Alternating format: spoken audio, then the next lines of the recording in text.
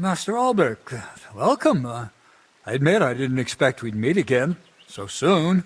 But at the Italian court, I told you I needed to speak to His Majesty. I know, of course. But after what happened, and now with what's going on here...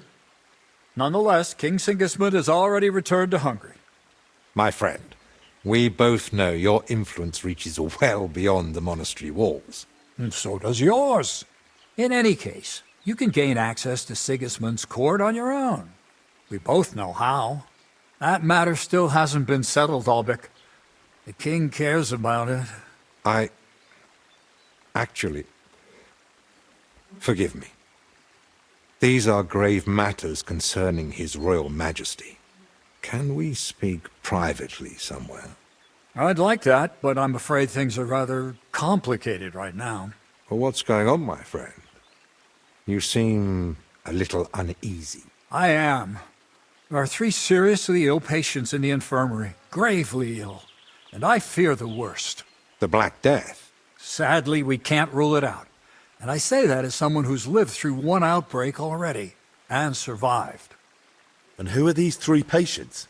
2 are members of the monastery, Confessor Stephen and Brother Yaroslav, who works in the scriptorium. And one of the maidservants. That doesn't make any sense. How could all 3 of them get infected? When the plague strikes full force, it's swift. That's not what I meant. You said yourself one of the sick is a maid. And as far as I know, women aren't allowed in the cloister. True. So how could she have caught it along with 2 monks? That, alas, I don't know. Where would it have come from? The monastery is isolated. Few are allowed inside the cloisters. Before King Sigismund decided to stay here, we took in many folk fleeing his army. We gave those poor souls food, shelter. Some of them washed in clean water for the first time in weeks. And in poverty, hunger, and filth, all sorts of illnesses thrive. On top of that, there's construction going on inside the church. There are all sorts of craftsmen and laborers in the monastic courtyard.